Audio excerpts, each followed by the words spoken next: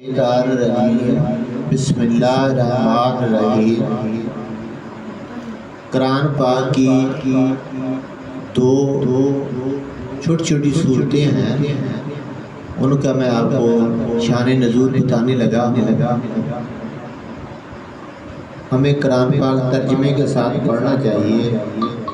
نہ میں حافظ ہوں، نہ میں قاری صاحب، میں ایک عام آدمی ہوں، چھوٹا سا مزدور آدمی ہوں، لیکن آپ کو یہ بتا دیتا ہوں۔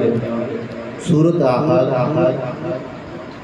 قل هو اللہ احد اللہ الصمد لم یلد ولم یولد ولم یکن لہ کفوا احد۔ یہ کیوں نازل ہوئی؟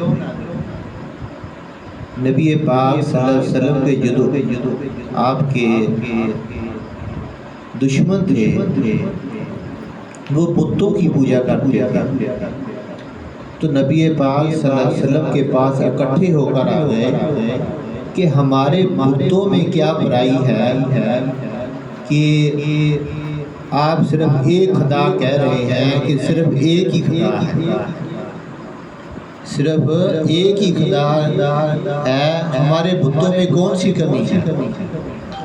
تو اللہ تبارک و تعالیٰ نے جب اکٹھے ہو کر آئے تو اللہ تبارک و تعالیٰ نے اللہ تعالیٰ اپنے پیاروں سے بہت پیار کرتے ہیں، تو جب آپ کے پاس آئے، نبی پاک صلی اللہ علیہ وسلم کے پاس آئے سب دشمن اکٹھے ہو کر، تو نبی پاک صلی اللہ علیہ وسلم کے سامنے اللہ تعالیٰ نے جبرائیل علیہ السلام کو بھیج دیا۔ یہ قرآن کی جو آیتیں ہیں نا، تو قل هو اللہ احد، اے میری نبی ان سے کہہ دو کہ تمہارا رب ایک ہے۔ یہ اس وقت نازل ہوئی جس کی شان نزول ہے، وہ بے نیاز ہے، نہ وہ کسی کا بیٹا ہے، نہ اس کی اولاد ہے، نہ وہ کسی کی اولاد ہے، اس جیسا دنیا میں کوئی نہیں۔ یہ سورۃ احد ہے، ایک چھوٹی سب سے سورت ہے قرآن پاک کی، سورۃ الکوثر۔ اِنَّا أَعْطَيْنَاكَ الْكَوْثَرَ فَصَلِّ لِرَبِّكَ وَانْحَرْ إِنَّ شَانِئَكَ هُوَ الْأَبْتَرُ۔ اللہ تبارک و تعالیٰ نے نبی پاک صلی اللہ علیہ وسلم کو دو بیٹے بھی دیے، لیکن واپس لے لیے۔ یہ اللہ تعالیٰ جانتے ہیں، اس کے حبیب جانتے ہیں۔ تو جب نبی پاک صلی اللہ علیہ وسلم کو آپ کے دشمنوں نے تانے دینے شروع کر دیے کہ آپ کے کوئی بیٹا نہیں ہے، تو یہ نسل آگے نہیں بڑھے گی، آپ کے دنیا سے پردہ فرمانے کے بعد یہ دین بھی یہیں ختم ہو جائے گا۔ تو ایسی باتیں سن کر دل کو چوٹ تو پہنچتی ہے، تو پھر اللہ تبارک و تعالیٰ اپنے پیاروں کو پریشان نہیں ہونے دیتے۔ اللہ تبارک و تعالیٰ نے سورۃ الکوثر عطا فرما دی۔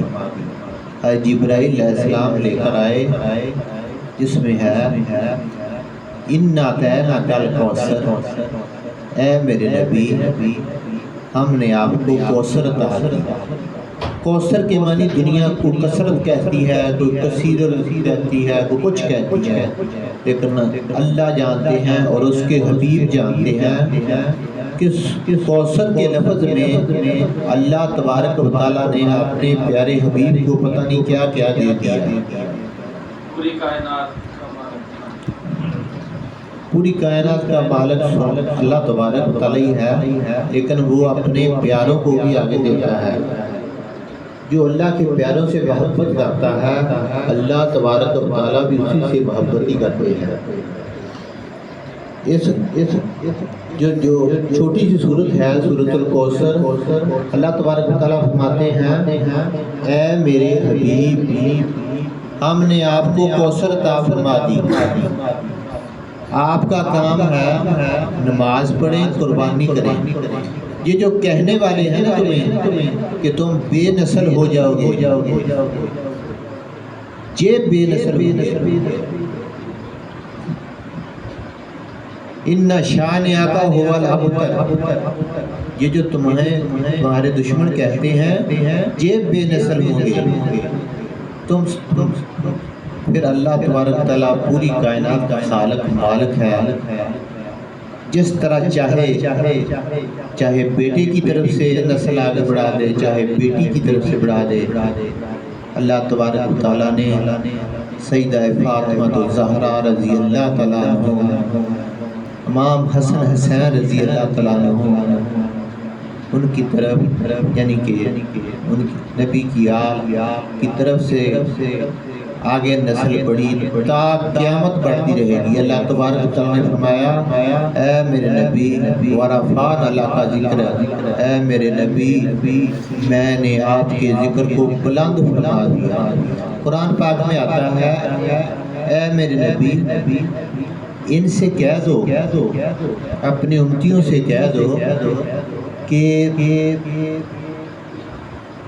میں نے تمہیں قرآن سکھایا، دین سکھایا، سب کچھ سکھا دیا، بہت مشکلات ہے کی، پتھر کھائے تمہارے لیے، اب تم سیدھی راستے پر آ گئے ہو،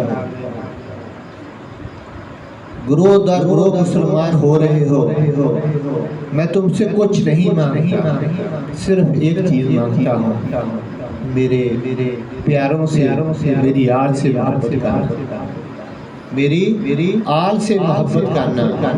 ایک جگہ اللہ تبارک و تعالیٰ فرماتے ہیں کہ